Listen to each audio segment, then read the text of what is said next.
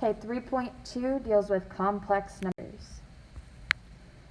So our complex numbers have the imaginary unit, which is I. Not all equations have real number solutions. Those that don't have real number solutions have imaginary numbers, or the imaginary unit. So yesterday, when we were factoring, all of the things that we did, all the questions that we did had real number answers, but today we're going to look at when it doesn't factor into real numbers and we have the imaginary unit. So if we had x squared is equal to -3, to solve this, we would have to take the square root of both sides. So this would be x is equal to plus or minus square root of -3. We can't have a negative under the square root, so this becomes an imaginary number. So our imaginary unit we call I, and I is equal to the square root of -1.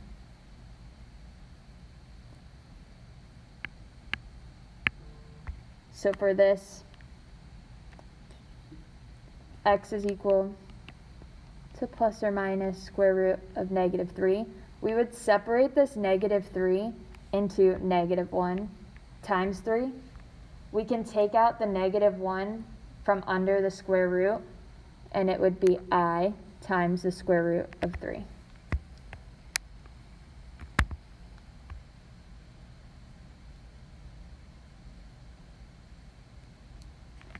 So these examples just show that we take out the -1 and make it an I.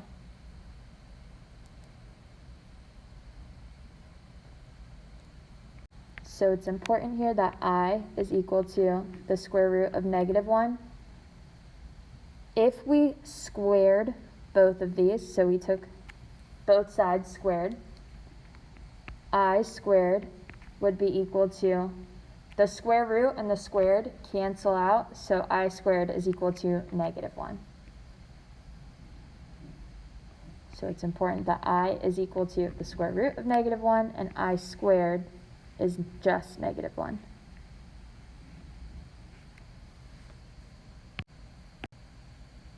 All right. So we need to find the square root of each number. So we need to break this down into all the factors that we have. So we have -1. 25 breaks down into 5 times 5. When we take the -1 out of our square root, it becomes an I. And then we're left with 5 times 5.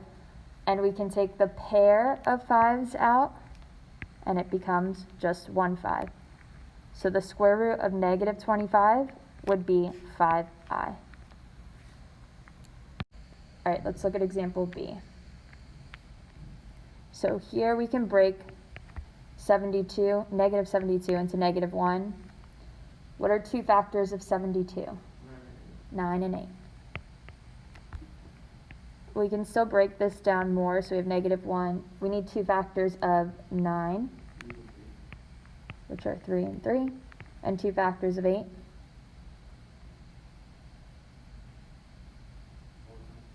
4 times 2.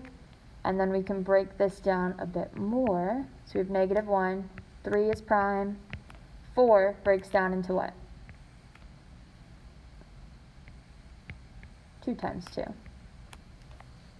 So we're going to break it down until we have all of our prime numbers. Now we take out the -1 and it becomes an I. We can take out our pair of 3s and just put 1 3 on the outside. And then we take out our pair of 2s and put 1 2 on the outside. And then everything we're left with that doesn't have a pair has to stay on the inside. So this 2 doesn't have a pair, we can't take it out, so it stays on the inside.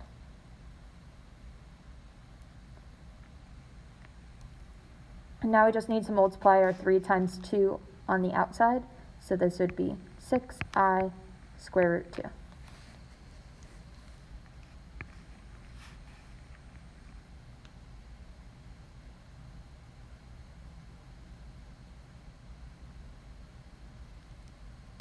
All right, so look at example C.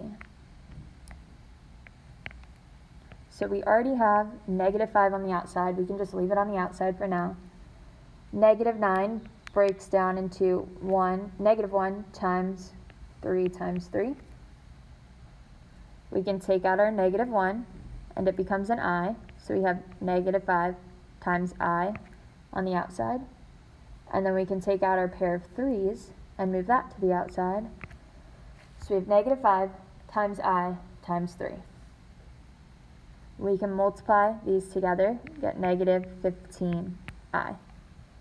So I just multiplied the -5 and the 3, got -15, and the I just stays there.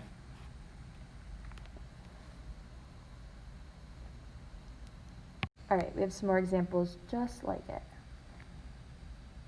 So I'm only going to do 1 and 3, because I feel like you guys got the hang of this. And I'll include 2 and 4 in the video for you guys, in case you need extra practice. But the square root of -4 breaks down into what?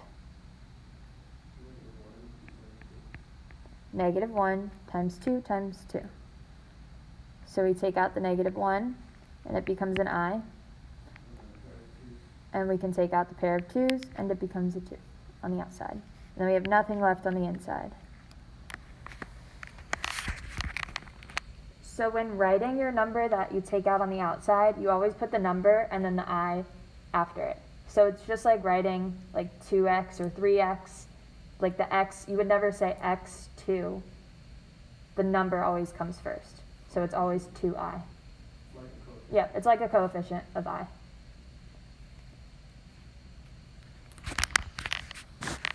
Alright, let's take a look at number 3. So we just start with a negative on the outside, and what does -36 break down into?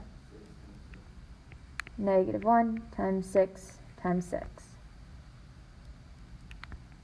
So we have a -1 that we can take out. So we have a -I on the outside, and then we take out our pair of 6's. So this is times 6.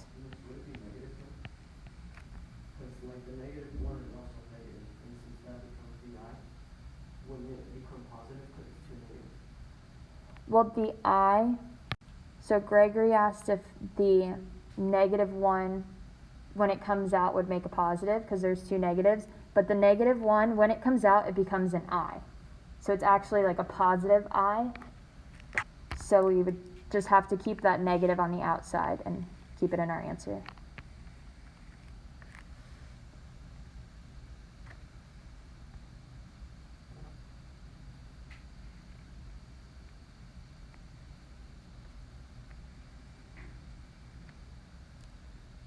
Any questions on this?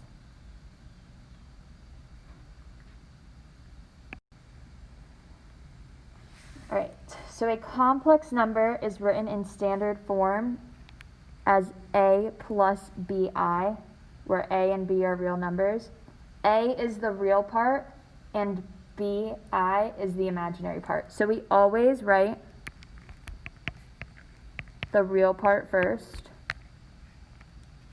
So this is going to be the real number, and then this second part is the imaginary number.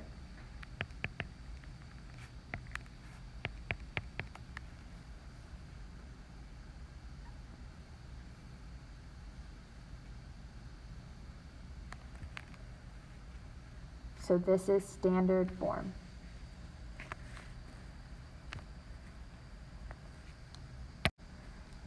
All right, example 2. We have 2 complex numbers, a plus bi and c plus di are equal if and only if a is equal to c and b is equal to d. So here, if we have 2 complex numbers that are equal, their real numbers need to be equal, and then their imaginary numbers need to be equal. So for example 2, we need to find the values of x and y that satisfy the equation. So this complex number has to be equal to this complex number. So we need the real parts to be equal. So 2x has to equal 10. And then we need the imaginary parts to be equal. So the imaginary parts are -7i, and that has to equal yi. So we have 2 separate equations here. So we solve the first one to find x, then we solve the second one to find y. So in our first one, we're just going to divide both sides by 2. So x is equal to 5. And in the second one, our goal is to get y all by itself. So here we want to divide both sides. So all we needed to do is find the values of x and y that would satisfy the equation. So that's all we do. We found x and we found y. Any questions here?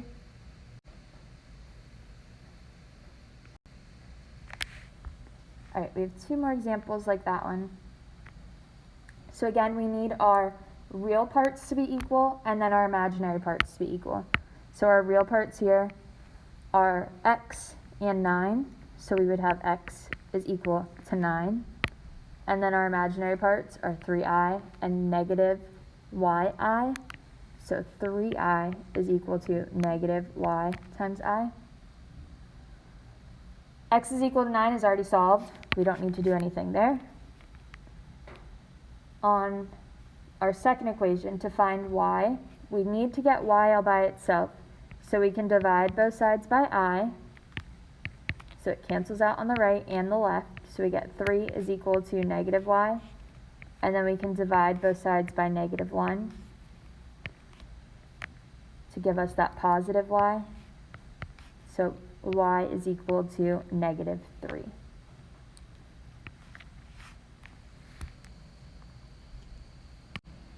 Okay, number 6 here. What would our real parts be?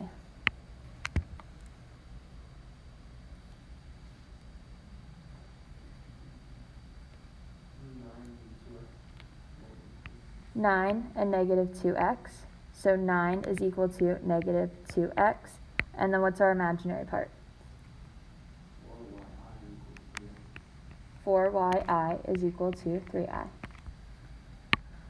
So we can solve for x first. We need to divide by negative 2 on both sides. So it cancels out on the right. So 9 is equal to 9 over 2. Negative 9 over 2 is equal to x. Yeah, we could put it in decimal form if we wanted to. On the test or quiz, I wouldn't care what form unless I specified, but this would be negative 4.5. So you could leave it either way.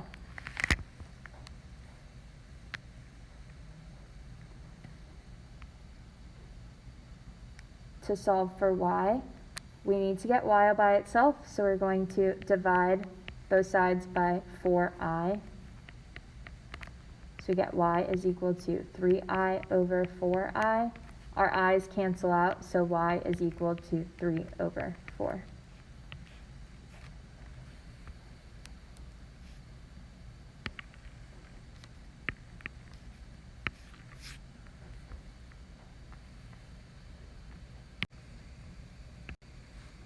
Okay. So now we are adding and subtracting complex numbers. So to add or subtract 2 complex numbers, we add or subtract their real parts and their imaginary parts separately. So we cannot combine the real part and the imaginary part. We just have to add all the real parts together, add all the imaginary parts together, and just keep them separate.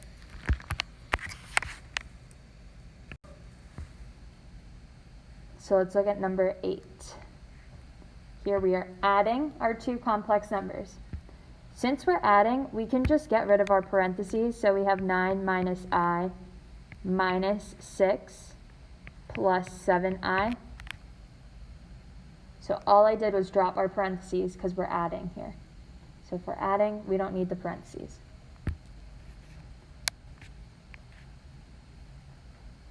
Now I can combine like terms here. So I'm combining the real numbers, and then I need to combine the imaginary numbers. So we have 9 minus 6, which would be 3. And then negative I plus 7i would be 6i. So all you do is add the coefficients of the imaginary numbers and then just keep the I the same. And remember, we need this to be in standard form, so our real number first, and then our imaginary number second.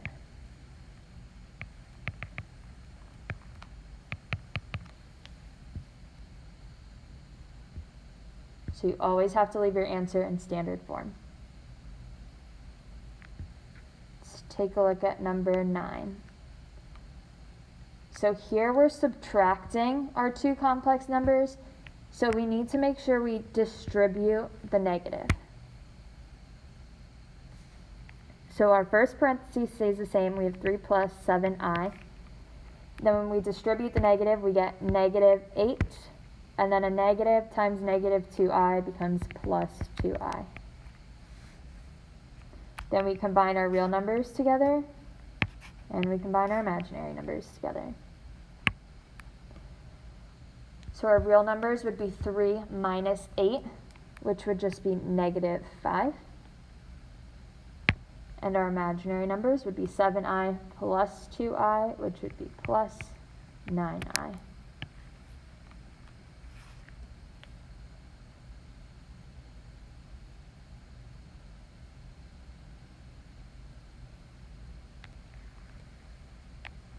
Any questions on number 9? Any questions at all? All right, let's look at number 10. So what do we need to do first for number 10?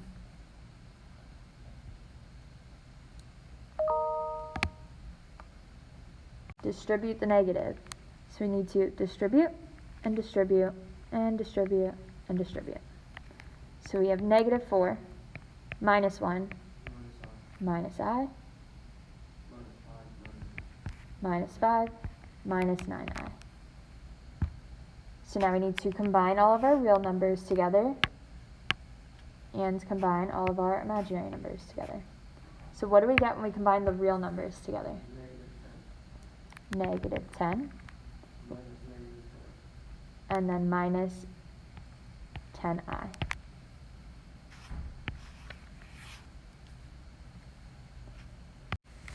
Okay, next we are multiplying complex numbers. So just like we were doing before, if we have a number outside, we need to distribute it.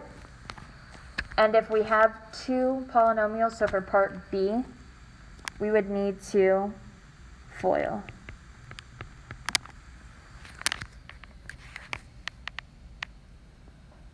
So for A, we're distributing the 4i to negative 6 and to the plus I. So 4i times negative 6 would be negative 24i. So we can multiply a real number and an imaginary number together. We just can't add them together or subtract, but we can multiply. Next, we have 4i times I, which would be plus 4i squared.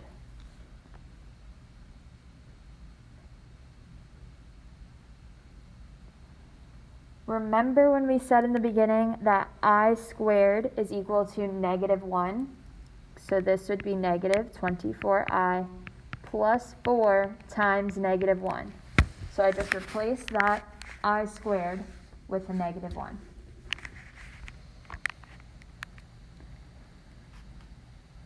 So this is now 24i minus 4.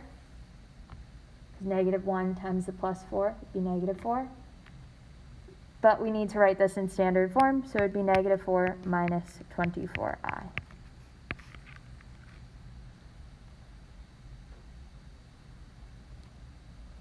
All right, let's look at B. So for B, since we have two parentheses of two terms, we need to FOIL.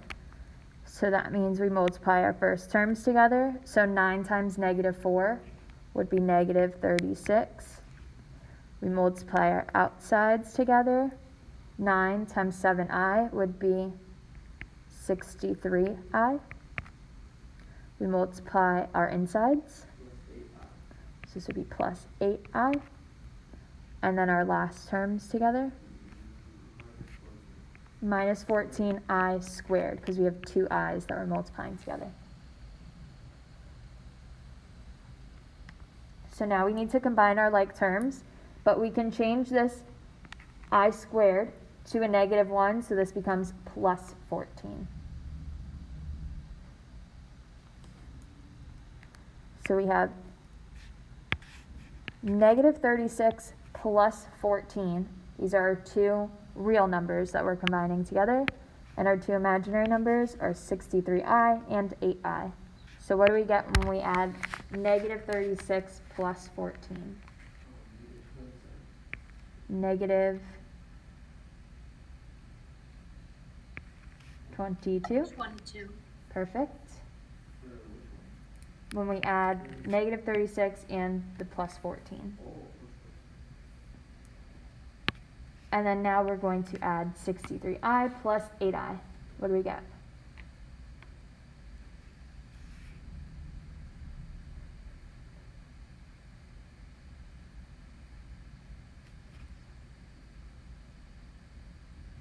(63) plus 8. 71i. 71i. Perfect. And this is in standard form. So we just leave it like this.